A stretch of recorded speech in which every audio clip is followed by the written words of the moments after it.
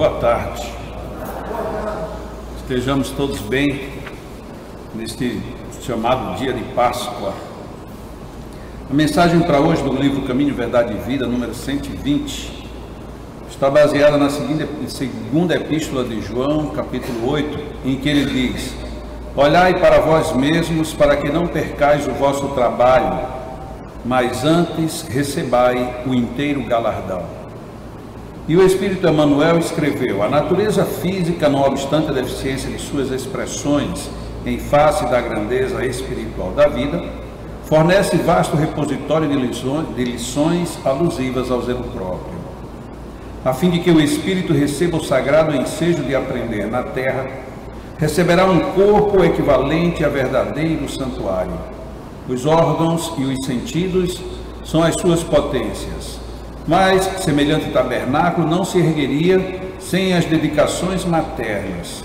E quando a criatura toma conta de si, gastará grande percentagem de tempo na limpeza, conservação e defesa do templo de carne em que se manifesta.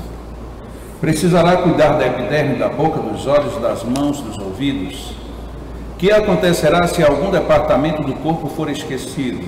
Excrescências e sujidades trarão veneno à vida. Se o quadro fisiológico, passageiro e mortal exige tudo isso, que não requer de nossa dedicação o espírito com os seus valores eternos. Se já recebeste alguma luz, desvela-te em não perdê-la. Intensifica-a em ti. Lava os teus pensamentos em esforço diário nas fontes de Cristo.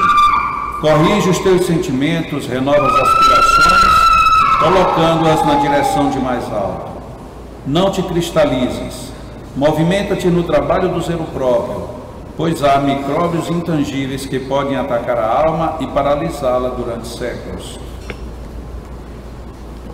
Para fazer até um contraponto nessa leitura, tem um amigo meu que escreve uma série de livros, Orlando Nussi, e ele coloca muitas histórias, muitas reflexões, a maioria inclusive que corre vulgarmente pela internet, mas algumas às vezes parece que são bem encaixadas com os contextos.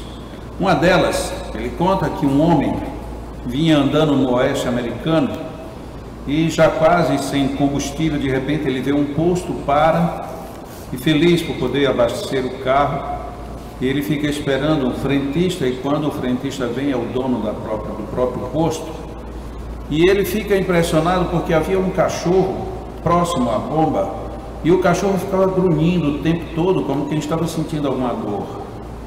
E ele então perguntou para o dono do posto: o que esse cachorro tem? Ele disse: nada, é porque ele está na tábua.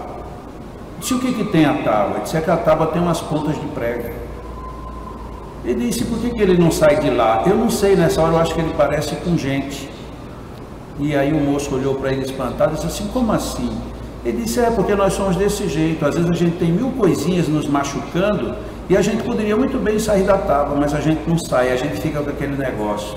E aí a gente reclama do dia, da noite, da pele, da roupa, do cabelo, do vizinho. A gente sai reclamando de todo e de todos e não saímos do lugar. Parece que a gente fica satisfeito. Nesse caso, completou o dono do posto, o cachorro só sairia se o prego fosse maior e começasse realmente a lhe sangrar. E parece que é mais ou menos o que acontece conosco, que está dentro do espírito da proposta de Emmanuel, comentando a citação de João. Muitas vezes nós sabemos o que é suficiente para a gente ficar bem. Ninguém precisa nem a médico para saber certas coisas, nem ouvir psicólogos, nem procurar nenhuma orientação para saber o que deve fazer. Porque às vezes a gente vai ao médico e o médico, quando passa um remédio ou um exame, diz: eu já sabia que ele ia pedir isso. Então para que você foi?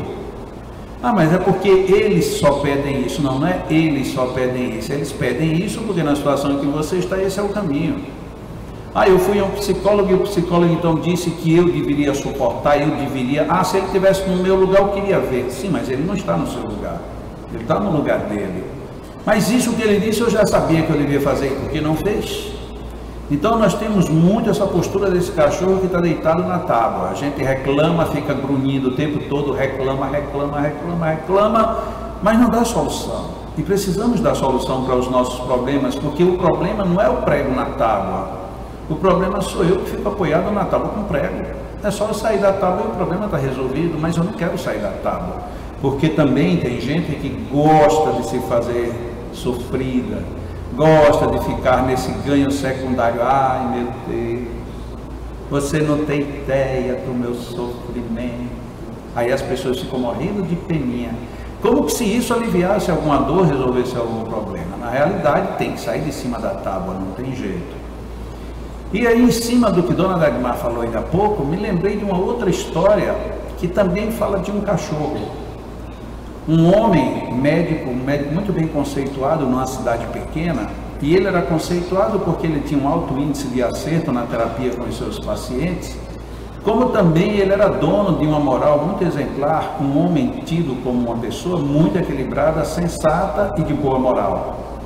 E um dos pacientes que estavam lá com ele perguntou assim: doutor, mas o senhor lida muito com o fenômeno da morte? Ele disse: não, eu lido com o fenômeno da vida. Mas tem pacientes seus que morrem. Ele disse: do mesmo jeito, tem pessoas que nunca foram meus pacientes e morrem também. Então já se via que não era um médico comum. Em vez de ele entrar na briga, ele tinha sempre uma outra posição positiva. E o paciente, querendo provocá-lo, disse assim: e o senhor sabe o que é que tem do outro lado da vida? Ele disse: não, eu não sei, e se sei, não me lembro. Ele disse: mas o senhor tem cada resposta? Ele disse: pois é, e o senhor tem cada pergunta? Ele disse: mas o senhor não tem medo de repente ir para o outro lado? Ele disse: não, eu não tenho medo de ir para o outro lado, mas o senhor não sabe o que é que tem lá. Nisso ouve-se um barulho do outro lado do consultório, e ele abre a porta para ir ver que barulho era aquele. Era a mulher dele que tinha acabado de chegar, e ela tinha trazido à coleira o cachorro do médico, e era um cachorro alto, grande. E o cachorro, quando olhou, abrindo a porta e viu que era o médico, o cachorro fez carreira, soltou-se da mulher e pulou nos braços do médico. E ali ele se aninhou e tal, ele alisou um pouco, pediu para que ele ficasse quieto, e o cachorro ali se acalmou, mas ficou olhando para o médico o tempo inteiro. E sempre endereçando aquele olhar do cão fiel que está feliz por ter encontrado o dono. E aí ele olha para o seu paciente e diz assim: olha que coisa, como é que a vida é? Você me fez uma pergunta que eu não sabia, mas veja como não é importante essa resposta. Ele disse: como assim? Ele disse: você veja, esse cachorro, ele nunca tinha vindo aqui nesse consultório. Ele não sabia absolutamente como é que era, nem o que era que havia aqui dentro. Mas na hora que eu abri a porta, que ele me viu, ele pulou e entrou, e ele não se preocupou de saber o que era que tinha do outro lado. Por isso é que eu também não tenho medo de morrer. Porque no dia que eu morrer, a porta que vai se abrir do lado de lá, vai ter alguém muito grandioso, que eu quero muito bem, que vai estar me esperando. Por que eu vou ter medo de alguém feliz para me esperar? Que reflexão interessante. Muitas vezes nós perdemos esse tipo de reflexão para a gente ficar preso ao medo ou às dores.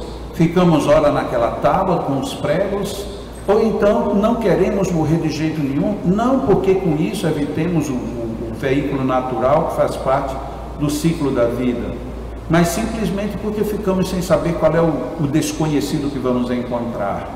Mas o desconhecido nos é conhecido. Todos nós que frequentamos qualquer religião, inclusive aqueles que não acreditam em religião nenhuma, todos sabemos que existe alguma coisa do outro lado.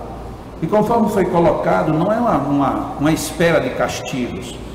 Muitas vezes nós temos sido induzidos pelas explicações cristãs de que nós viemos para cá para sofrer, para purgar, para pagar, para ser castigado, e para sofrer de novo, chorar mais um pouco. Mas se o exemplo nosso é de Jesus, Jesus realmente ele sofreu muito fisicamente, só no final da vida dele. Porque até onde nos consta, Jesus não passou por sofrimentos, por dores ao longo da sua vida. Ele teve uma vida normal como qualquer um de nós. Agora, no momento de um testemunho mais severo, obviamente ele passou por uma prova mais forte, não para dizer que a gente sofresse, mas para que ele dissesse: se você sofrer, observe, temos como passar por isso ainda conquistando a própria eternidade. E eu não estou falando aqui a eternidade do mundo espiritual, mas a eternidade da projeção do nome, da projeção da história, sobretudo do modelo que ele deixou. Estas são reflexões que nós deveríamos ter na nossa mente, principalmente num período como esse, em que parece que fica mais enaltecido o sangue de Jesus descendo pela cruz ou saindo dos espinhos que lhe feriram a fronte, quando na realidade nós deveríamos estar muito mais alegres com o grande exemplo que ele deu Diga, nós estamos aqui para buscar a melhor vida e não uma vida boa. Que estamos aqui para vivermos com grandiosidade e não de uma maneira mesquinha. Que nós para que viemos para dar cumprimento real de que somos filhos de Deus e não meros perdidos no caminho, que Ele vai saber um dia se nos achará e nos ajudará ou não. Nós estamos na vida por motivos muito nobres, e se eles são tão nobres, seguramente não será motivos de castigos e de penas violentas. Nós estamos aqui buscando felicidade, só que a felicidade nem sempre está no modelo ou no caminho que nós estamos buscando. É aí quando muitas situações acontecem e vem um pouco de dor. Afora isso, nós estamos aqui de fato para sermos filhos de Deus. Tenhamos um bom domingo, aproveitemos bem o comentário que a Elizabeth vai fazer agora. E eu reforço o convite da Dona Dagmar, domingo que vem, café cultural.